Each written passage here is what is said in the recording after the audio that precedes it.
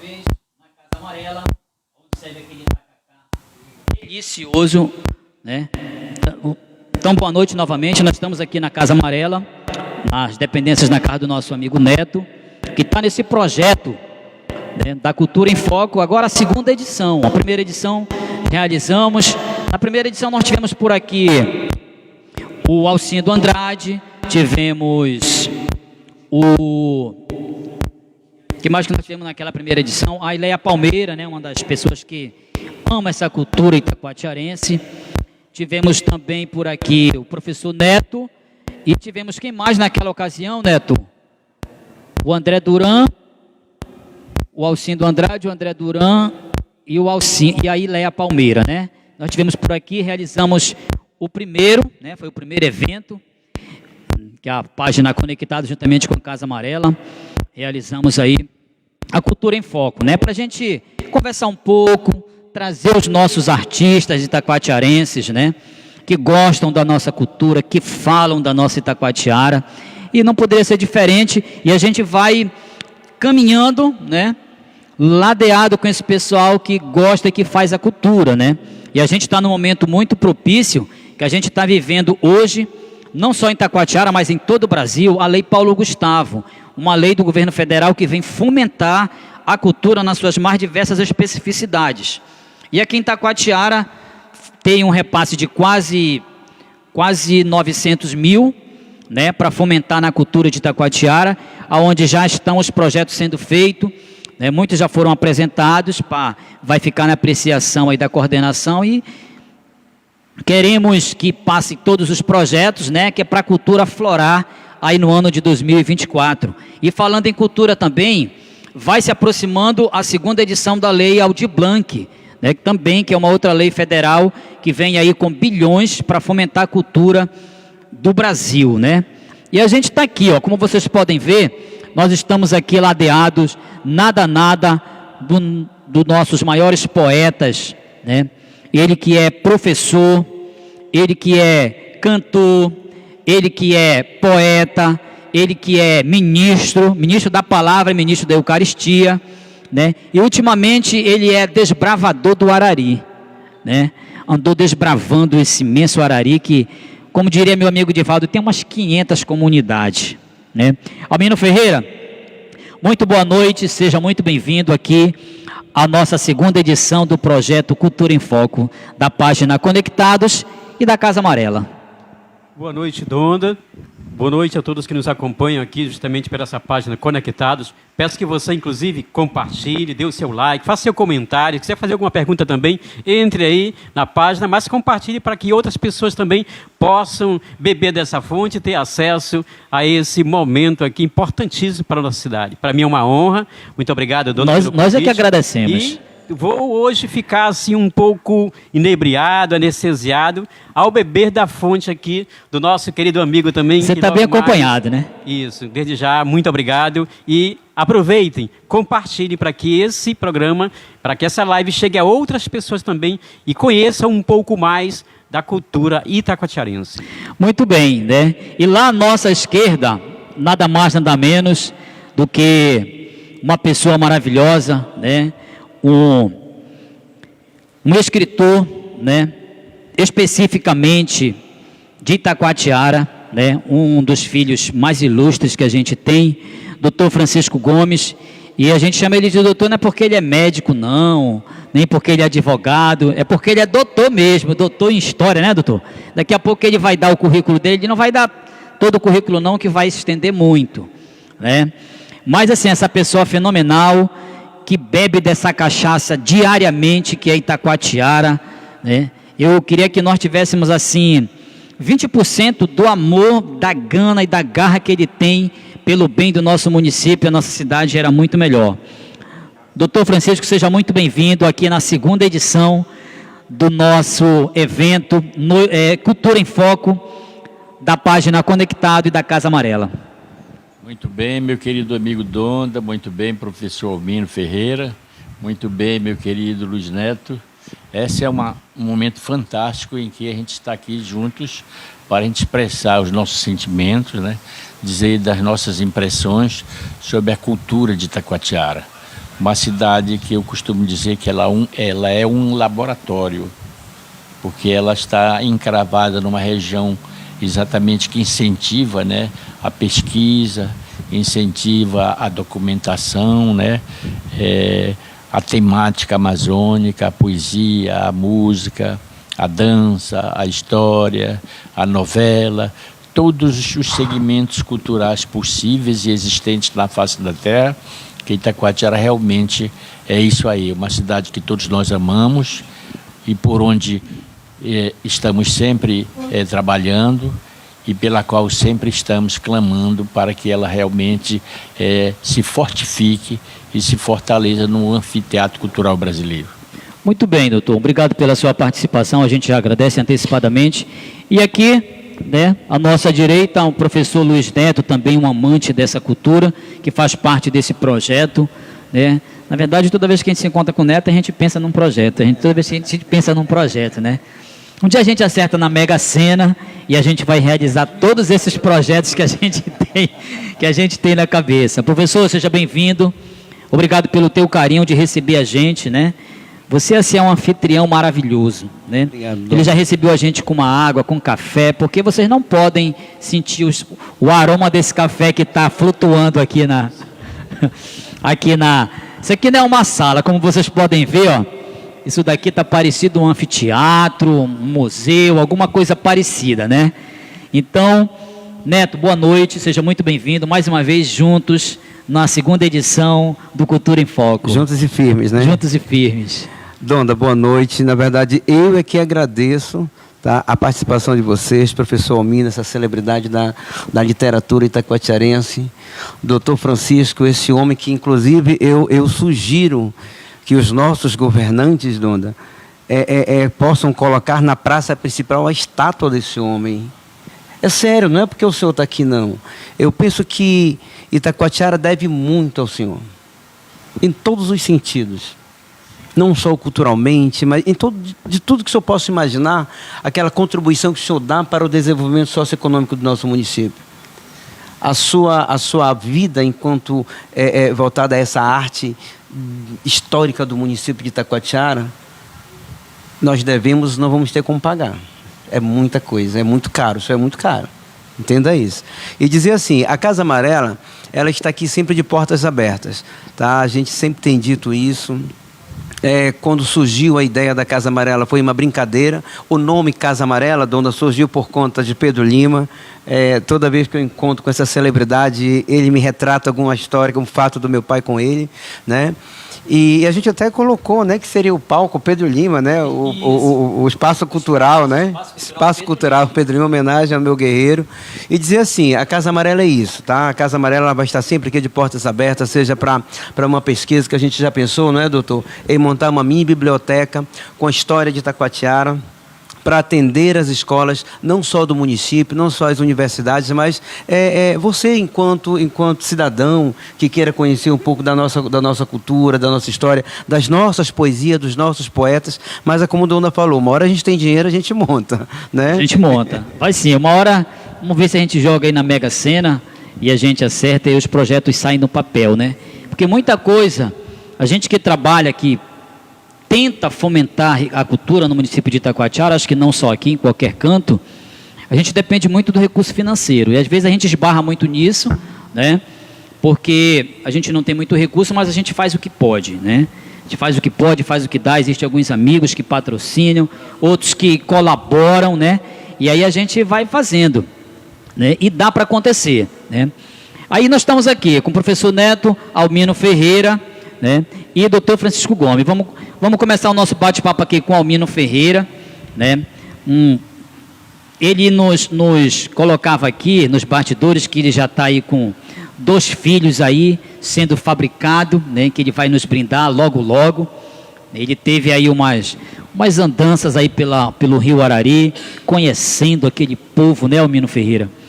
E eu queria que você começasse falando um pouquinho da trajetória do Almino Ferreira, do poeta, e trazendo essa experiência, essa última experiência que você teve lá nas cabeceiras ali do Rio Arari, que, se não me falha a memória, o pessoal fala que é onde concentra o maior número de comunidades.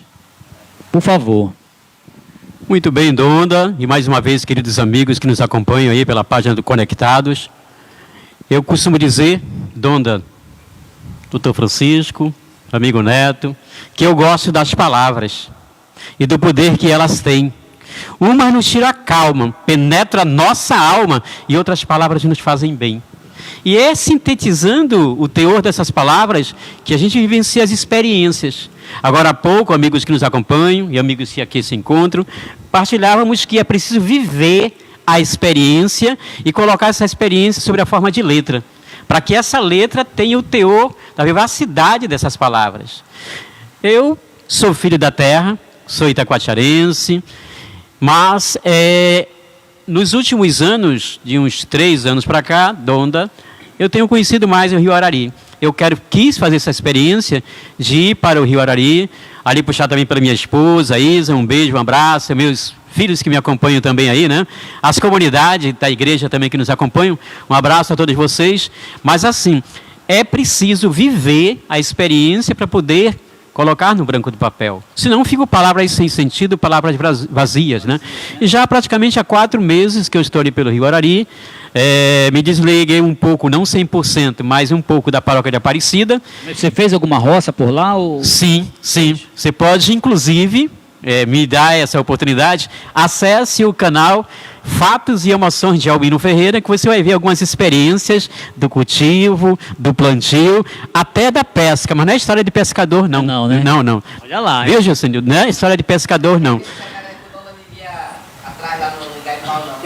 Não é aquele não. Então, essas experiências salutar, né? E assim, é preciso vivenciar essa experiência. Então, eu estou nessa experiência de colocar justamente as mesmas no branco do papel, e surgiu a ideia aí, doutor, de formatar 2 livros. O primeiro chamar-se-á justamente Nas Águas do Arari. Essa experiência de estar lá, a cultura, a educação, a necessidade daquele povo, né? Eco dos excluídos também, muitas vezes, em alguns contextos, podemos vivenciar dessa forma, e conhecer a realidade, porque é muito fácil falar de comunidade das áreas mais afastadas, mas sem ter esse teor do conhecimento mesmo, de sentir na pele, né?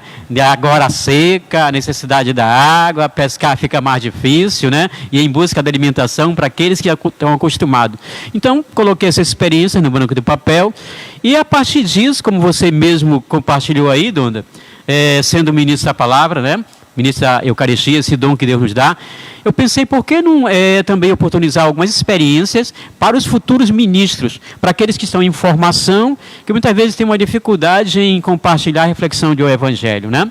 Então, peguei alguns fragmentos da Sagrada Escritura, faço uma pequena reflexão, de acordo com a nossa realidade, e acrescentei mais algumas frases motivacionais que eu as chamo de gotas de esperança.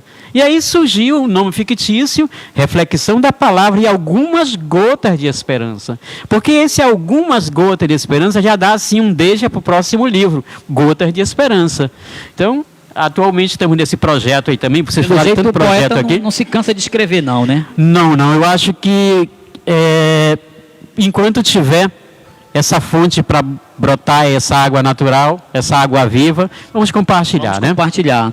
Olha, conosco já aqui o Lisionei Libório, um cara que gosta muito de cultura também, manda um abraço para todos. O Glauber, né, que ele diz que a gente sempre entrevista os melhores de Itacoatiara, né? Olha, vocês, tá vendo? Glauber, um abraço também a Iléa Palmeira, que diz grandes personalidades da nossa cultura e da educação. Iléa Palmeira é uma mulher fantástica, né? Uma mulher que, por onde ela passa, ela vai deixando aquele rastro cultural.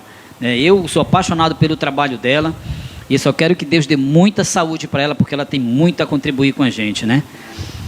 Quem mais está por aqui? A Thaís Gomes, que nos dá boa noite. O Glauber dá boa noite, queridos amigos. Domingos Soares também, né? Diz, esse é crânio, né? Falando aí do Almino, do Neto, E, doutor, como foi que surgiu essa trajetória do doutor Francisco Gomes, escritor? Quando foi que começou? Será que o senhor já nasceu escrevendo? Como é que foi isso, rapaz? Era correndo lá pela Liuca, lá pelo Centenário? Como é que surgiu? Como é que surgiu o Francisco escritor? Quando foi? Olha, meu querido amigo, surgiu quando eu tinha 16 anos de idade, né? Eu, inclusive, recentemente, o meu amigo e colega da universidade, do Instituto Histórico do Amazonas, o Abraham Base, fez uma entrevista conosco na TV Amazonas, e ele pediu exatamente essas explicações, né? E eu tive a oportunidade de dizer a ele, o meu querido Almino, meu querido Neto, de que o escritor, nós escritores, nós só somos escritores porque nós temos uma inquietude dentro de nós. Nós somos inquietos, nós queremos produzir, nós queremos conhecer, nós queremos divulgar, nós queremos levar ao conhecimento da nossa população aquilo que aprendemos e aquilo que nós captamos de uma realidade vivida por todos nós, né?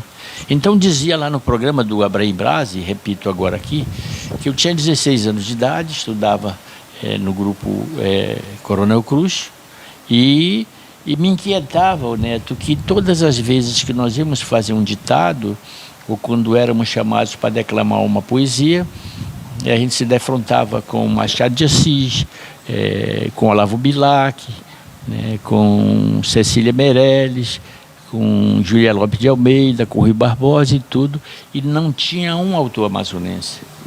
Eu ficava impressionado, eu me lembro bem e decorei, aos 16 anos de idade, o último ditado que eu fiz no Grupo Escolar Coronel Cruz, que era um ditado sobre Manhã na Roça.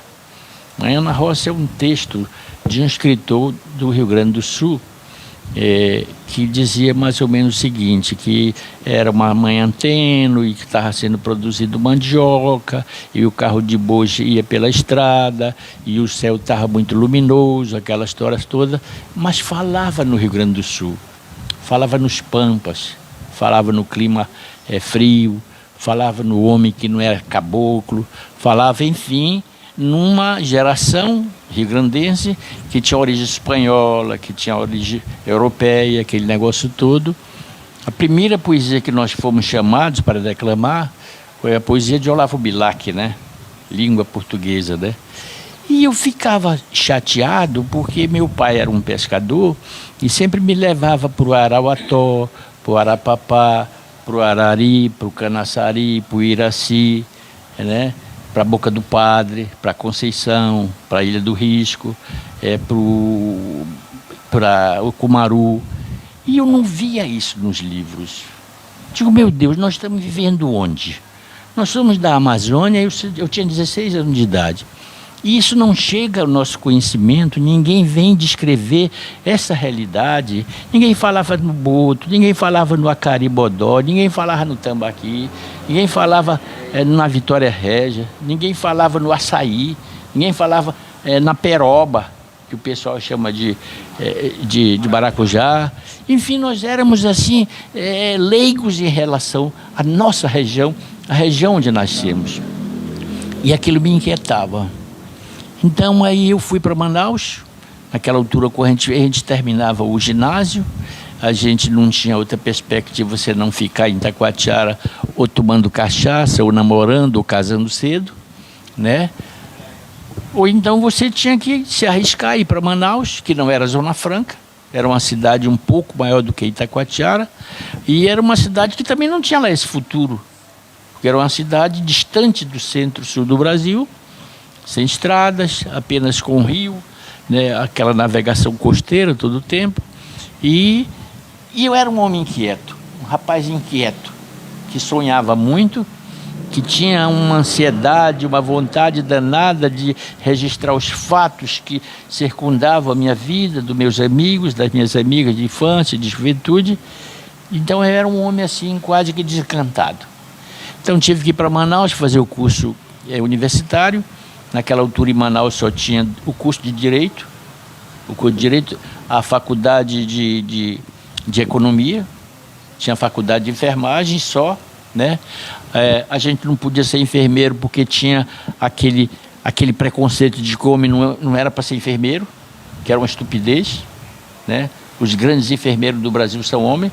Eu fui professor da Escola de Enfermagem de Manaus e tinha um único aluno, um homem lá, que tinha vergonha de, quando eu fazia a chamada, ele ficava humilhado porque aquele era um ambiente, naquela altura, propício para as mulheres. como também tinha outros preconceitos propícios para homens que não entrava mulher. Nós vivíamos numa sociedade assim rançosa, maldita, preconceituosa, né? Aliada aos costumes, que não era amiga da verdade, do carinho, da amizade, do sorriso, da alegria. E aquilo me deixava nervoso. Aí eu fiz o curso de Direito, mas aí eu meti na cabeça que eu ia ser escritor de Itacoatiara. Escritor da minha cidade de Itacoatiara. Eu, como promotor de justiça, eu tive a oportunidade de fazer muitos textos sobre direito penal, direito processual, civil, tribunal do júri, né? Eu tive como professor da escola de enfermagem condições, possibilidade de fazer textos sobre o problema do menor, a sua posição diante de uma comunidade tardia, de uma comunidade preconceituosa, mas aquela que estava dentro de mim, aquele ranço de ser um produtor da cultura de Itacoatiara. Então eu já tinha aqui, meus amigos, desenhado uma pesquisa ligeira, muito inventiva, muito frágil, do que eu pude coletar no setor de estatística de Itacoatiara, na biblioteca pública de Itacoatiara, que naquela altura era uma biblioteca, baita biblioteca. Nós tínhamos aqui um arquivo municipal que ainda era conservado, na sua inteireza. Então eu levei esses elementos e aí me dediquei a pesquisar nos fins de semana em Manaus. Fui para o Instituto Histórico, fiz pesquisa no Instituto Histórico, no INPA, na Biblioteca do Estado, e fui começando a me entusiasmar. Aí lancei o meu primeiro livro aos 19 anos de idade, gostei, observei que aquilo foi importante. Esse livro foi lançado em Itacoatiara, na abertura da estrada Manaus-Itacoatiara, no dia 5 de setembro de 1965. Corre aí no mundo uma live sobre isso, né? Meu pai estava lá ao lado do governador, ao lado do diretor de transporte do estado do Amazonas. O livro foi lançado em Itacoatiara e eu tomei gosto por aquilo, né? Mas Manaus, com 19 anos. Aos 19 anos. 19 anos. Mas Manaus era uma cidade, como eu disse, não tinha lá essa produção literária, não tinha essas fontes assim que propiciassem um desenvolvimento maior. Então eu fiz concurso para o CESP, passei a ser servidor federal. Tudo meu foi feito no concurso público. Nada meu foi dado por governos. Tudo meu foi da minha inteligência, do meu entusiasmo, da minha vontade de vencer, para ser um homem independente. Estava na minha alma a independência. Eu sou um homem absolutamente independente, né? Só devo a uma pessoa que é Deus, que é o Todo-Poderoso Criador de todas as coisas. Fui para o Rio de Janeiro, fui para São Paulo, e aí achei que devia ir também em Lisboa pesquisar, né? Porque eu já tinha descoberto quase tudo de Itacoatiara, mas havia necessidade de eu dizer, como a gente já sabia de São Paulo, do Rio de Janeiro, de Santarém, de Belém, de Nova York, de Madrid, quando que a minha cidade tinha sido fundada. Isso estava escondido. Isso ninguém comentava, porque os pesquisadores, como eu disse no início, eles não se preocupavam com o interior. E eu me preocupava com a minha cidade. Nós crescemos, né, essa outra geração, nós crescemos ouvindo dizer que Itacoatiara fazia aniversário, sempre faria ou fez aniversário no dia 25 de abril, né, em 1877, 74, né? Enquanto não era a data de fundação do município. E nós, historicamente, foram passados para nós, enquanto alunos, por nossos professores, essas informações. E aí chega o senhor, você não pode fugir da sua linha de raciocínio, né? Sim. Que o senhor está colocando. Aí chega o senhor para comprovar que Itacoatiara não tem 149 anos, né? Então, assim, ficou uma...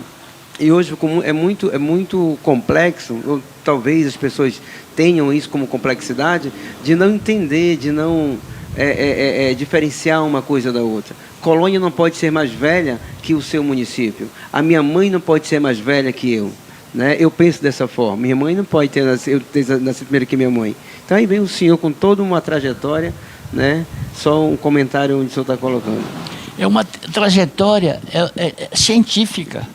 Porque, como você disse bem, Neto, veja bem, como é que pode? A gente comemorava a partir de 1974, quando a cidade fez 100 anos de idade, que a cidade, ela nascera 100 anos atrás. Então, de acordo com a lei número 283, do dia 25 de abril de 1874, se comemorava que Itacoatiara tinha 100 anos naquela altura. E os anos foram passando, 101 anos, 102 anos, 103 anos, e aquilo me inquietava. Por que me inquietava? Porque nós não nascemos cidade. Roma não nasceu cidade, Paris não nasceu cidade, Belém não nasceu cidade. Nós nascemos como uma povoação. Depois nós fomos graduados à vila. De vila que nós passamos à cidade. Aí eu ficava pensando, puxa, eu estava com a ata da Câmara Municipal de Serpa, dizendo que a Avenida Parque foi aberta no dia 13 de abril de 1870. Como é que a Avenida Parque era mais velha do que a cidade? Eu ficava angustiado quando eu cheguei no Museu Imperial de Petrópolis e me debrucei nas atas que o imperador Dom Pedro II e a princesa Isabel se correspondiam com a vila de Serpa. Está lá, e eu me emocionava com isso. Poucas câmaras municipais da Amazônia brasileira se comunicavam com o imperador Dom Pedro II e com a princesa Isabel. A da Câmara Municipal de Serpa se comunicava. E ali estava escrito muitas verdades. Ali estava escrito, por exemplo, que por aqui passaram cientistas muito antes daquela data que se comemorava como se fosse o nascimento de Itacoatiara. A colônia, por exemplo. Aqui esteve o Visconde de Mauá. O Visconde de Mauá é o fundador do bairro da Colônia e até hoje não tem uma rua com o nome do Visconde de Mauá. Não é verdade? E a colônia foi fundada em 1854. Quer dizer, 20 anos antes da cidade de Itacoatiara. O bairro do Jauari foi fundado pelo americano William Stone em 1855. O Jauari mais velho do que a cidade de Itacoatiara? Pelo amor de Deus. Uma vez, doutor, a gente foi... Tá, eles festejaram o aniversário da colônia lá, Sim. ali ao lado da Praça da Polícia. Sim. Aí eu comentava com os meninos, eu digo, rapaz, tem alguma coisa errada. Eles diziam, por quê? Porque o bairro da colônia é mais velho que a nossa cidade. Pois é. Eu digo, tem alguma coisa errada. Aí eu digo, não, eu vou descobrir essa verdade. Eu vou descobrir essa verdade. E fui a campo, né? Esgotei dentro das minhas possibilidades o que eu poderia conseguir em Manaus, em Belém, em Petrópolis, no Rio de Janeiro, em São Paulo, e fui a Lisboa, numa época em que a gente viajava comprando passagens fiadas, pagando a longo prazo, porque não tinha projetos como a FAPEAM, não tinha projetos como o Paulo Gustavo. Hoje só não é pesquisador quem é idiota, quem é preguiçoso, porque hoje tem instrumentos de muito incentivo que na minha época não tinha. Na minha época era para a gente desanimar no primeiro momento. Você chega em Lisboa, liso, sem conhecer ninguém, com a passagem de ida e volta fiado.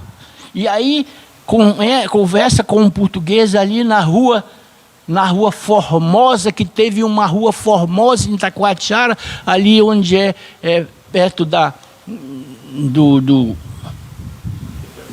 perto da Praça do Relógio. Tudo isso me impressionava. Por que aqui em Lisboa tem uma rua Formosa, se na Vila de Serpa tinha uma rua Formosa? Por que aqui em Lisboa tem o Pelourinho e Itacoatiara na Vila de Serpa tinha um Pelourinho? E por que Itacoatiara comemora o seu nascimento 100 anos atrás, 100 anos depois? Não, eu vou resistir. E fiz uma pesquisa profunda, séria, 40 anos para descobrir a data da minha cidade. E essa data está no mundo inteiro. Na biblioteca de Washington, a maior biblioteca do mundo, a biblioteca do Congresso dos Estados Unidos. A internet está aí para divulgar. A internet já diz que Itacoatiara foi fundada no dia 8 de setembro de 1683.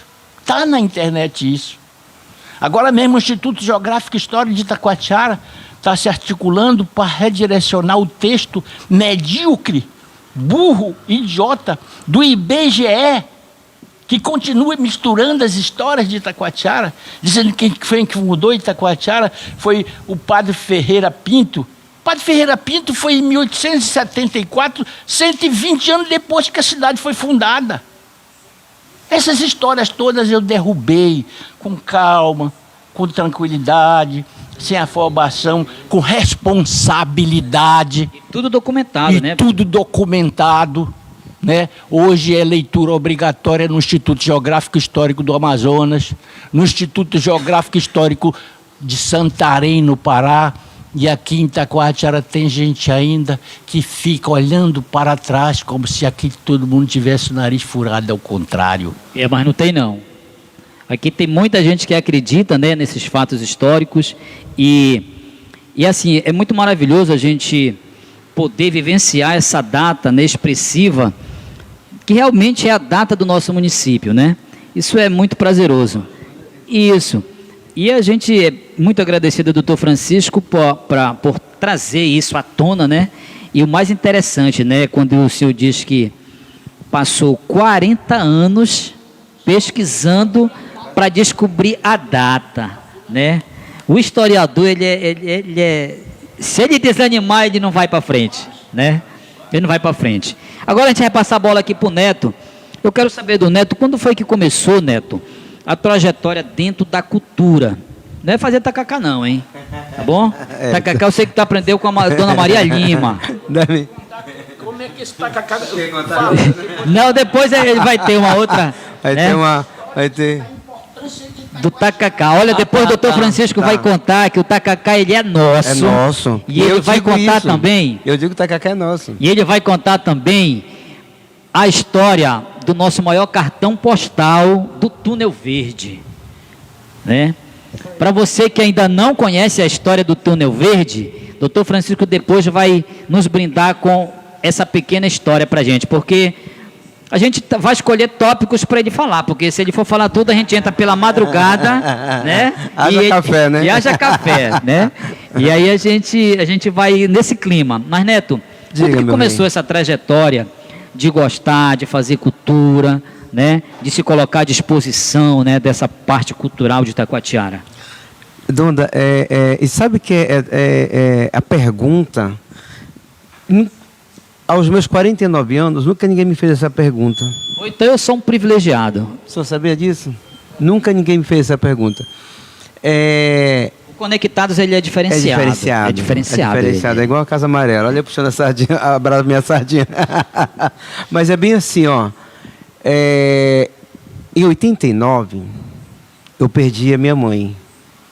Aí ficava o amigo do doutor Francisco Gomes, Pedro Lima, né? E assim, eram seis moleques, né? Minha irmã mais velha, 2 anos depois casou, foi para Manaus, de lá foi para São Paulo, passou uma história, né? Um tempo em São Paulo, e fiquei com o meu pai. Isso eu já tinha vindo da Maria Lima, eu já tinha aprendido, doutor, o toque do tacacá, né?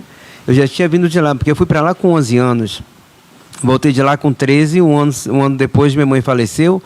E fiquei com o papai, era uma outra casa, né? E aí a gente tinha que estudar. E como eu era o mais velho depois da minha irmã, eu tinha que ajudar o meu pai a direcionar a família. A minha ideia era que ninguém se perdesse. Porque ali a gente perdia um esteio da casa, né? E naquela ocasião, eu tinha como amigo o Carlos Cornelis, professor hoje, mora em Manaus, Luiz Cornelis, que era o irmão dele, filho do seu finado alemão, né? O senhor conheceu, eu acho que o dono da... Morava ali atrás do Jamel? Também, isso, morava atrás, né? E aí o Jander Castro, que hoje é um grande produtor da arte de vender a beleza, né? Do homem e da mulher itacoatiarense, é um cara que não para, inclusive eu mando um abraço para ele. E aí surgia ali a Ileia, foi o período que eu conheci a Ileia, eu estou falando de quase 30 anos atrás. Vocês já são tudo né? velhos, velhinho, né? Já. Falar de 30 anos é 30 anos, né? E aí surgia ali o primeiro para nós, naquele momento, o primeiro não era curso, era oficina de teatro. E era lá no Jamel. Só que eu ainda era estudante. E, doutor, por incrível que pareça, professor, eu não tinha facilidade de conversar com as pessoas. Eu era muito tímido. É mesmo? Cacique ganhava de mim. Eu me escondia para não falar com as pessoas. Eu tinha vergonha, muita vergonha. E aí eu digo, eu vou fazer magistério, porque só era magistério e contabilidade na época, né? Aí eu digo, eu vou fazer magistério porque minha mãe tinha acabado de se formar e não pôde assumir, porque faleceu, né? Aí o que eu fiz? Fui fazer teatro. Fui fazer a primeira oficina de teatro, né? Isso em 90, 89, 92, 90, primeira oficina de teatro. E aí foi quando eu comecei a gostar da coisa. E aos 15, eu já começava a escrever com saudade da minha mãe. Aos 15 anos de idade? Aos 15 anos de idade. Aos 15 anos de idade eu só jogava bola. Não é mentira não, lá em frente de casa, jogava vôlei. Foi na casa da minha tia, né? E aí eu comecei a escrever poesia desde os 15, né? A gente tem aí um livro pronto, está engavetado, né? É como o doutor falou, falta motivação, ninguém pode desistir, né? E de lá para cá a gente foi fazendo teatro, aí foi levando teatro para Manaus, a gente cansou. É como o senhor falou, naquela época a gente não tinha essa facilidade de adquirir recurso. E o que a gente fazia? A gente reciclava. Né? A gente reciclava. Eu lembro que o deputado da época, Sebastião Nunes, e ele dava uma força para a gente, porque a gente era muito amigo dos irmãos dele, né? E aí ele mandava, vem para Manaus, que a gente ia para a casa dele, a gente comia enlatado, ele mandava buscar, a gente se virava. Mas a gente ia para o Teatro Amazonas levar o nome de Itacoatiara com o grupo de teatro. Abracadabra, para o Chaminé, para o América Alvarez, e a gente era todo moleque de 16, 17 anos. E aí a gente conheceu o Rui Brito. Hoje eu não sei se ele ainda é diretor na faculdade, na Universidade Federal em Parintins, né? E o Rui Brito veio com uma equipe. Ele era do Teatro Amazonas, ator profissional, e veio ministrar um outro curso. E aquilo a gente foi tomando gosto pela coisa. E aí a gente se envolveu com a cultura dessa forma, com o teatro, com a poesia. E aí vem Manolo nessa história. Eu tinha 17, 18 anos, quando eu entrei, Donda, pela primeira vez, como coordenação de palco do FECANI. Aí, garoto. Aquela coisa, me sentia. Começou E para entrar ali, era uma coisa louca. Tu tinha que ter amigo, não sei de quem, né? Hoje Manolo não é meu amigo, Manolo é um irmão que a gente discute sobre cultura, ele me dá ideias, eu levo ideias, a gente briga mesmo, mas briga de mandar um para a esquerda, para a direita, mas depois a gente está tomando um cafezinho junto. Porque é uma briga saudável. Amigo é isso, amigo é não levar para o lado da ofensa, né?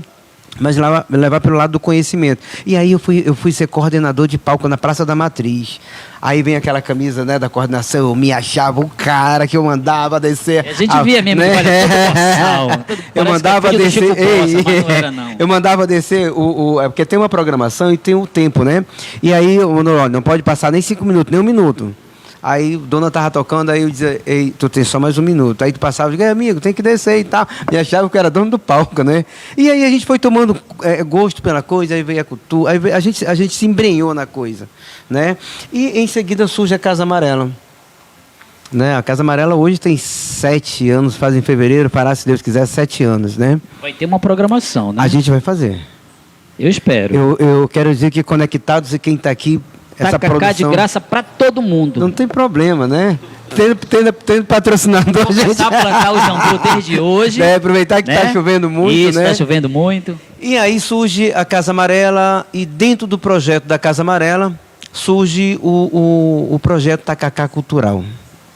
E esse Tacacá Cultural, doutor e professor Mino, ele pegou assim, foi tudo natural. As coisas, quando elas acontecem de forma natural, elas evoluem. É incrível, por exemplo, eu nunca tive ideia na minha vida, né? Eu vou fazer 24 anos de magistério, mas o Tacacá Cultural, ele surge com o intuito de ajudar uma família, porque naquela ocasião, nós fomos procurados aqui por conta da comunidade, ia haver uma eleição no bairro, e procuravam um nome, aí vieram aqui comigo, gente, eu não tenho tempo, eu estou na escola, Aí houve uma briga, né? O Donda queria com o Josenildo, um falar mal do outro, brigar e tal, aquela coisa toda. Eu estou falando de 2 moradores. O que eu fiz? Não, eu chamei, né, toda a equipe, o pessoal que isso, eleição, Tacacari e escola. E o Tacacá Cultural surgiu com o intuito de ajudar uma família carente na comunidade. Né? Dizer, doutor e professor, que ser presidente de bairro, Donda, não é tão fácil. Mas quando?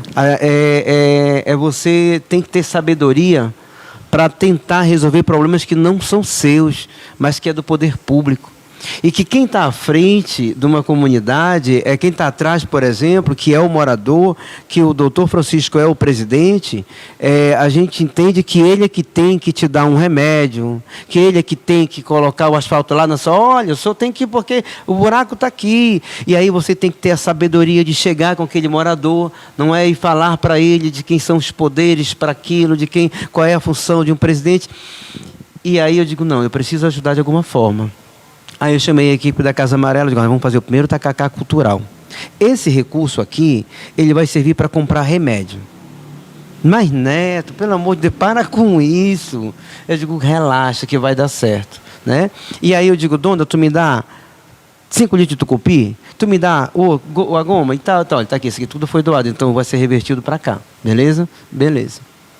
E foi um sucesso danado, né? Aí, com isso, apareceram pessoas que a gente não conhecia, que nem era da comunidade, né? Que entenderam que o projeto era daquela forma e me procuravam. Digo, vamos fazer um tacacá cultural com a sua família, vamos reunir a família e vamos fazer o tacacá cultural. E aí toda a renda é designada àquela família que se propôs a receber, mas que também trabalhou com a gente para que o tacacá cultural acontecesse. Então todo mundo se doa, o Edival Meirelles que vem falar uma poesia, o doutor Francisco que vem contar um pouco da história de Itacoatiara, que como atração, o Júnior Simpatia que vem tocar 1 hora gratuito, e assim todo mundo se doa, e o evento, sabe, a gente consegue arrecadar e vende tudo que tem aí, tacacá, vatapá, suco, cerveja, e a família recebe toda aquela renda para ajudar. E a gente consegue aí, Donda, um valor assim muito relativo. A gente consegue aí tipo 3, 4, 5 mil reais com um tacacá cultural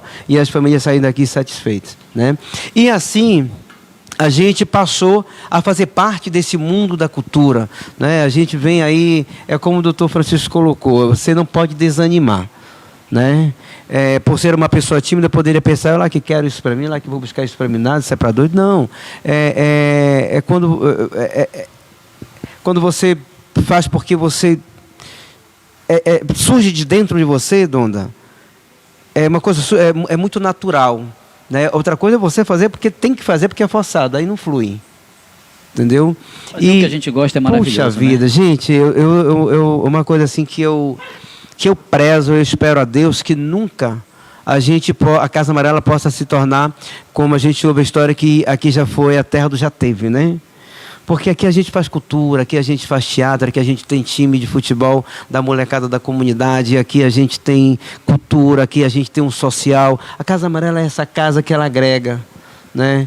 E eu não me canso, e eu quero poder não me cansar. Eu oro muito todas as manhãs nesse santuário maravilhoso, para que Deus me dê saúde e sabedoria, doutor, professor. A gente tendo saúde, o resto a gente dá um jeito. E sabedoria a gente vai longe. Beleza, né? Neto. Muito bem, que história bonita, né? Vocês conheceram um pouco da trajetória dessas 3 pessoas maravilhosas que estão aqui com a gente. Agora eu quero passar aqui para o meu parceiro Almino Ferreira, né? Meu colega de educação, colega de igreja, né? Amigo da vida, que eu conheci há uns anos. Se entrelaçaram nessa amizade bonita, né, gratificante, e eu tenho assim muito carinho por ele sabe disso. E eu queria saber do Almino Ferreira, quantas obras o Almino Ferreira já tem, né? Existe alguma obra sua que é aquele carinho a mais, sabe, aquele amor, né, que fica ali do lado da cabeceira, ou o amor é incondicional para todos, né? E depois disso eu queria que você declamasse um dos seus poemas, né? Para algumas de suas namoradas já. O Almino Ferreira é um homem casado, rapaz. Quem é namorador é o Jusenildo. Essa parte ele vai cortar. Né? O Juscelino vai editar. Como é que edita ao vivo? Né? Então, brincadeiras à parte, só para a gente relaxar, que a minha vida sem uma boa brincadeira, ela não tem sentido. Né? Então, Almino, quantas obras você tem? Né? Dessas obras, existe alguma assim que é aquela sua preferida? Né? Como é que está essa trajetória aí? Dona, essa paixão que eu tenho por você, dessa irreverência sua, né? Voltando um pouquinho, se você me permite, nas inquietações, Dr. Francisco falava das inquietações, o escritor, o poeta, ele tem que ser irrequieto mesmo. Seu sonho, a Casa Amarela, se você tivesse ficado aí nesse marasmo, daquela energia negativa de algo, com certeza alguém chegou, não vai dar certo não vai. Mas, assim, antes de compartilhar essa ideia aí, eu também fui muito tímido na sala de aula. Eu ficava apavorado com 9 anos, já fazia lá os primeiros fragmentos em Manaus, lá numa escola chamada justamente Marquês de Santa Cruz, no bairro de São Raimundo, próximo do bairro da Glória. E a professora pegava e me fazia lembrar hoje em dia a letra da música do Gabriel Pensador, chamado Linhas Tortas. Fiquei com muita vergonha do que a professora fez. Pegou meu texto e leu para toda a turma ouvir. E aí eu balancei.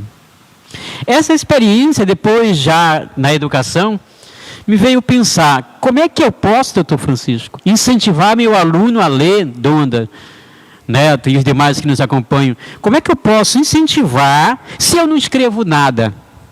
Talvez seja assim um puxar de orelha ou uma crítica para essa área da educação, né? Como é que eu posso incentivar meu aluno a ler se eu não escrevo nada? E aquilo me deixava inquieto. Como é que eu posso falar dos grandes se eu não posso falar dos meus textos? Então, surge aí, em 2012, foi o ano que nós nos conhecemos, né? A primeira obra que já estava guardada no fundo do baú há 10 anos. Não tinha capital, não tinha recursos, né? Chama-se Primícias de um Sonhador, que eu tive a oportunidade de publicá-la em 2012. A primeira obra. Muitos textos já guardados aí durante muito tempo, ainda dos fragmentos aí de um período em Manaus. E aí eu tenho essa oportunidade de publicar, mas assim com muito custo. Aí eu pensava, agora sim. Agora eu posso incentivar meu aluno a ler, posso incentivar meu aluno a escrever. Que a língua portuguesa ela tem essa possibilidade, né? Do incentivo à escrita, à prática da escrita, mas não somente da escrita, a leitura. E a gente tem um carinho, não que seja um carinho especial só por isso, né? Você falava do carinho. Eu já tenho 4 obras publicadas. Primeiro, em 2012, lancei na escola justamente Maria Ivone, Primícia de um Sonhador. Em 2015 surge aí, talvez autobiográfico, A Humana Metamorfose, que o fragmento aí, um personagem chamado justamente levado essa possibilidade de incentivo, né? De sonho, de esperança, de motivação, né? Que muitas vezes você vai ao fundo do poço e o bom, doutor, de estar ao fundo do poço é que lá você não passa, você só tem a subir, dependendo da sua força de vontade e da sua coragem, né? Então a gente coloca aí justamente o personagem nessa obra chamada Renato, uma metáfora do renascimento, do renascer. E eu lanço justamente essa obra em 2015 na escola então que eu trabalhava, Carlos Mestrinho, que eu tenho um carinho muito grande por todas as escolas que eu vou compartilhar aqui. Então, uma coincidência é que você só lança seus livros em escolas. Sim. Até para que tenha esse público mesmo efervescente, né? Como é que o professor, poxa, professor, o senhor pega pesado, corrige nossos textos, incentiva a gente a ler, mas o senhor não publica nada. E se quando publica vai lançar lá na praça? Sim, até para que ele sinta esse ardor, né, o gosto pela leitura, pela obra. Então, lancei em 2015 justamente essa obra, né? A Humana Metamorfose. 2017, surge uma outra aí, Versos de Minha História. Inclusive, gostaria de fazer o link dessa obra que eu estou falando com esse texto. Eu tenho uma dificuldade muito grande em decorar meus textos, né? Tem alguns aqui decorados, mas já que eu estou citando essa obra, chamada Versos de Minha História, eu compartilho com vocês, queridos amigos, o poema Versos de Minha História. Meus versos mergulhei no ontem, sem pensar em rimar depois. Desejei que as estrofes cantem o grande amor que seduziu nós dois. Meus versos mergulhei no agora, sem pensar em rimar com a lida. Sei que a melodia do poema flora, grande magia que aquece a vida. Meus versos mergulheiam sempre na exatidão do branco do papel, qual lucidez que vem de minha mente sobre a metáfora que envolve o céu.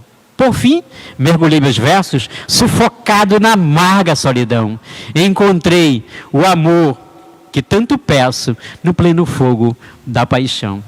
E esse poema está, obrigado, justamente nessa obra que eu lancei em 2017 em uma das escolas do município também, né? Certo. E aí surge, ano passado, 2022, o 4º livro, que é esse que eu tenho em mãos aqui, e que eu tive a honra de ter você como apresentador desse evento, né? A honra foi toda minha, claro, né? Essa honra de você foi lá e compartilhou esse momento de lançamento do meu livro, né? Chamado Vida em Versos, que eu também... Versos. Por que o nome das minhas obras são sempre ligados aos versos, né?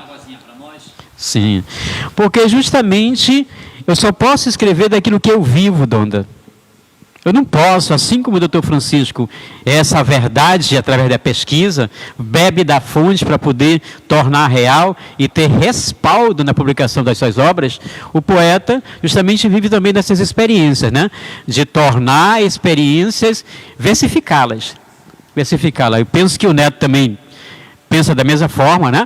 Porque ele tem eu sei que ele escreve também. Então, 2012 que acontece? Eu lanço a primeira. 2022, eu volto lá na escola que eu lancei o primeiro. E lanço na mesma escola Maria Ivone. E eis que eu tenho 2 obras inéditas, né? A gente sempre deixa na mão do Altíssimo aí para que ele, se for da vontade dele, a gente consiga compartilhar. Então, a primeira obra que eu penso lançar é Nas Águas do Arari. Essa experiência de 4 meses, 4, 5 meses que eu estou no Arari, conhecendo, coletando dados, informações, conhecendo a igreja melhor lá, conhecendo as histórias, mesmo, histórias, né? Fictícias ou não, eu me impressiono quando eu passo a acreditar a pessoa contando, né? Esses causos com uma veracidade incrível, né? Seja as lendas, seja os mitos, seja esses contos aí. Então, chamar-se-á geralmente Nas Águas do Arari. E eu já faço um link com o 6º livro, que, se de acordo com a vontade dele também eu puder lançar, chamar-se-á Reflexões da Palavra e Algumas Gotas de Esperança. Por que reflexão da palavra? É para vocês, ministros aí da Presbiteriana de Itacoatiara, que muitas vezes nós temos algumas dificuldades, né? Em compartilhar, compreender a palavra de Deus, que eu sei que ela é moldada à ação do Espírito Santo, mas... presenteando, por exemplo, eu já tive o privilégio de presentear alguns livros do Dr. Francisco Gomes, que os amigos, quando vê a gente postando lá, pô, como é que eu faço para conseguir um livro? Eu digo, rapaz, não é muito difícil não, né? Eu vou já pedir um deles, se ele me der, eu já te dou, né? Aí de vez em quando o doutor... Em formatação, 5 livros, né? Eles estão bem adiantados e eu estou, assim, em dúvida qual lançar em primeiro lugar. 5 outros que serão lançados. Eu desenhei lançar o Homens, Mulheres e Coisas de Itacoatiara. Vocês estão nesse livro. Privilégio para nós. Eu selecionei vários temas, coisas de Itacoatiara. Coisas factuais, coisas cômicas, coisas do dia a dia, coisas interessantes. Homens e mulheres, não só o homem inteligente que vocês são, mas a lavadeira, a cozinheira, a tacacazeira, a dona de casa, né? A declamadora de versos, né? A moça, a senhora que vende lá no mercado. Aquelas figuras que têm importância também numa comunidade que pretende ser, que eu inclusive esta semana que passou, eu dei um avanço muito forte, são administrações municipais de Itacoatiara. Eu vou falar em todos os prefeitos de Itacoatiara, com muito cuidado, com muito equilíbrio, mas dizer quem foram, quem são, o que fizeram, né? Esse livro está bem adiantado também, né? E nós temos 2 exemplares que são a continuação As Pedras do Rosário, o 2º volume, e o 3º volume de Cronografia de Itacoatiara. Então, na realidade, repito, temos mais 5 livros formatados. E nós não temos adiantado, Neto, isso, porque nós incentivamos tanto os nossos conterrâneos a escreverem livros, que este mês que passou eu tive a felicidade de fazer 5 prefácios de livro, inclusive do Mário Benigno Mendes, 90 anos de idade, que vai lançar um livro agora, fim de dezembro aqui, né? Sobre crônicas, sobre lembranças, né? Em Itacoatiara, um livro de 192 páginas, um livro muito primoroso, né? Nós temos, inclusive, também, agora, o prazer de anunciar que o nosso querido Floriano vai lançar o 2º livro dele, Floriano Ferreira, né? Nós temos tantos outros itacoatiarenses que estão pegando essa motivação que nós, eu, o Albino, né, e outros amigos que já são do ramo, já estão na escrita há muito tempo, e nessa progressão quase que infinita, Itacoatiara, possivelmente nos próximos anos, vai ser uma das poucas cidades da Amazônia brasileira que vai estar na cabeça de uma cidade bibliográfica, um celeiro de formação de cultura, né? Isso aí. Então, ainda falando sobre a Avenida Parque. A Avenida Parque está prontinho, né? Vai ser um livro que vai contar a história da Avenida Parque, uma história que hoje completa 153 anos. 153 anos. Ela foi criada como uma estrada. E olha só como os homens do passado, meu amigo Almino, eles eram mais audaciosos, mais acreditando no futuro do que os atuais, porque o idealizador da Avenida Parque, que, repito, era uma simples estrada, o judeu Luiz Pinto de França, ele pensou em construir uma avenida com 3 quilômetros de comprimento, começando ali no Panorama e indo até a Poranga. Veja bem, em 1870, o plano de construção da estrada que deu origem à avenida era de 3 quilômetros. A maior avenida do mundo se todos os prefeitos fossem como Chico do INCRA. Porque a nossa avenida, ela tinha 900 metros até ali no hotel do Biase durante 100 anos. Primeiro, você vai ampliar a Avenida Parque. E o segundo, você vai trazer a Universidade Federal para Itacoatiara. Porque era incrível, Neto, naquela altura, um filho de Itacoatiara, para fazer uma licenciatura que não era plena, tinha que ir para Benjamin Constant, para Humaitá, para Parintins. Porque aqui não tinha uma faculdade do sul do país para ensinar o curso universitário. E o Chico do INCRA conosco, nós estivemos no gabinete do então reitor Marcos Barros, e o Marcos Barros abraçou a causa, e a Universidade Federal foi implantada aqui. Para nos dar o dinheiro para aumentar o calçamento central até lá de frente da antiga Seletra Amazon, né? E fomos com o prefeito Arthur Vigílio Neto e a professora Marta Falcão, de saudosa memória, que era diretora do Departamento Florestal da UFAM em Manaus, e conseguimos os filhotões de Oitis, e eu cheguei todo sujo de barro aqui, em 2 caminhões trazendo, e foguete para cima trazendo 1000 e tantas mudas de benjaminzeiro, e o Chico do INCRA fez o prolongamento da avenida, dobrou a avenida em 6 meses, dobrou um tamanho que foi feito em 100 anos. Se todo prefeito fizesse 10 metros, nós já tínhamos atingido o planejamento feito lá em 1870. Já estava ali de frente da Faculdade de Medicina. Avenida linda, grande, majestosa, né? Maior do que a Avenida Paulista de São Paulo, que é mais nova do que a nossa. A nossa tem 153 anos. A Avenida Paulista tem 138 anos. Veja a importância de Itacoatiara, né? Eu queria rememorar um pouco também, o meu querido Donda, a história do tacacá. A história do tacacá. A história do tacacá. Eu sempre fui focado nesse problema de pesquisa, como você faz. Você, Inês Peixoto, de Itacoatiara, que é professora lá, protestou no artigo dizendo que Parintins não tem só 171 anos. Eu assinei embaixo. Parintins é mais velha do que Itacoatiara. Parintins é 8 anos mais velha do que Itacoatiara. Eu mandei recado para vocês lá. Não cantem só o boi, vamos fazer a história de Parintins, e a história de Parintins vai ser descoberta como foi a de Itacoatiara. Então, quando eu digo o ponto, a gente lhe deve. Pois é, e então por isso que eu digo, o tacacá. O que é que acontece o tacacá?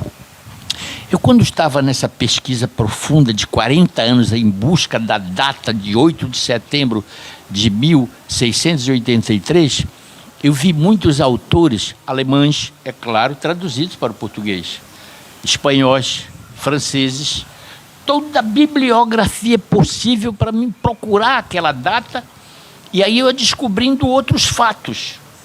Por exemplo, eu descobri que a maniçoba não é de Belém também. Eu já disse a um amigo meu da Universidade do Pará, a Universidade do Pará disse: olha, tu fosse muito audacioso em dizer que tacacá é de Itacoatiara. Eu digo, não me provoque, que eu vou dizer que a maniçoba não é daqui. A maniçoba é de Silves. A maniçoba é de Silves. E vou logo dar o número da página do Bettendorf, escritor alemão. Vou dar o número da página para vocês verem. Ele passou em 1670 em Silves, um mês, morto de fome, porque não tinha peixe, estava a falta de peixe em Silves, e ele passou um mês comendo maniçoba. O Bettendorf era daqui de Belém, e jamais nas suas memórias o Bettendorf, quando morou em Belém, e ele morreu com 90 anos, ele nunca falou em maniçoba em Belém. Foi falar em maniçoba em Silves. Não me provoque que eu vou dizer que a maniçoba não é de Belém, né? Porque Belém é uma cidade muito competente, o paraense é muito competente e muito trabalhador. Quem vai do Belém, e Belém parou, tomou tacacá, ficou, a castanha é do Pará, o açaí é do Pará. Nada disso é do Pará. O Pará é uma cidade marítima. Fazendo sua viagem de Belém, ele diz no livro que ele nunca viu uma árvore. Caboclo remando, o índio gostou. E ele perguntou,